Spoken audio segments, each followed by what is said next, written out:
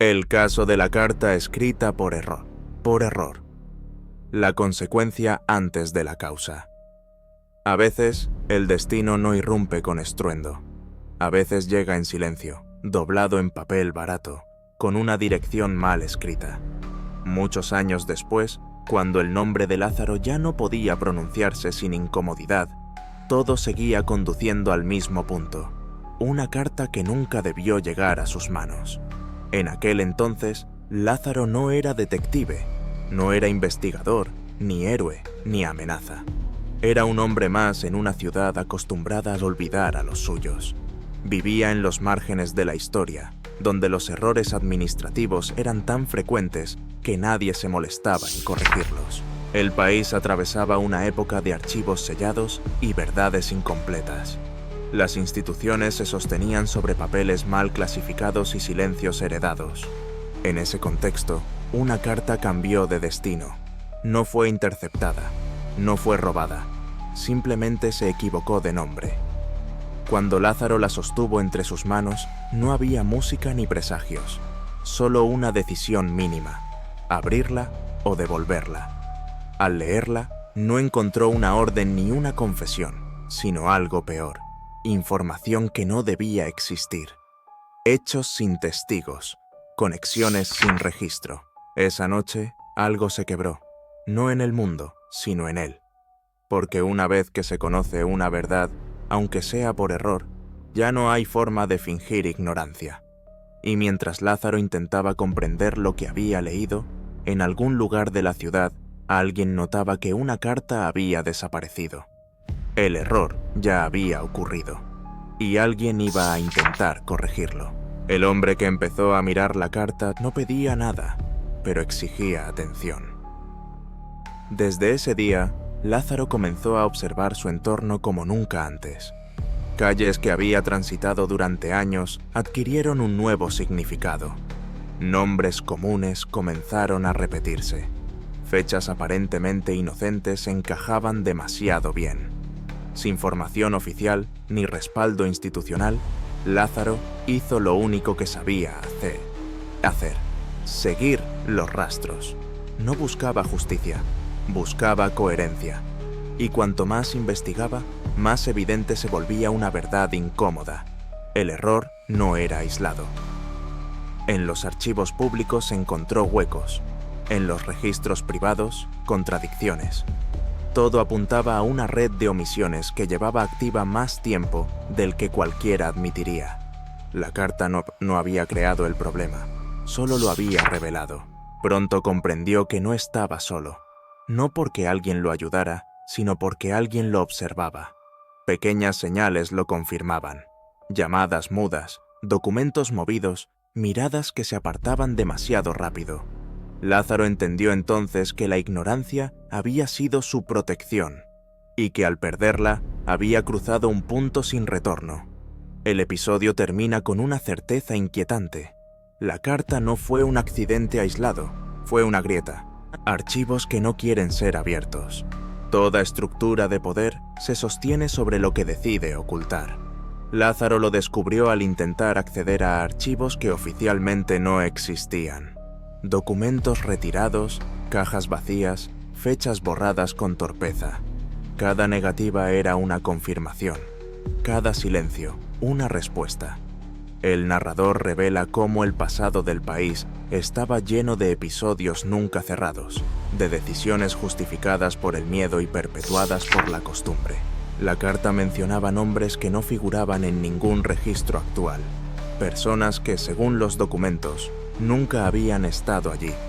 Pero la ausencia también deja huellas. A medida que Lázaro profundizaba, la presión aumentaba. No con violencia abierta, sino con advertencias sutiles, recomendaciones bien intencionadas, puertas que dejaban de abrirse. Fue entonces cuando comprendió algo esencial: no todos los secretos se guardan para proteger a alguien. Algunos se guardan para proteger sistemas enteros. Y si la carta había salido a la luz por error, tal vez alguien necesitaba que eso ocurriera. Cuando el observador es observado, el investigador improvisado empezó a convertirse en objetivo. Lázaro notó que sus movimientos ya no pasaban desapercibidos. No había amenazas directas, solo una vigilancia constante, meticulosa, profesional.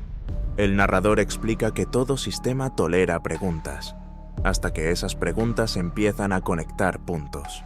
La carta hablaba de un hecho específico, pero la investigación de Lázaro revelaba un patrón más amplio.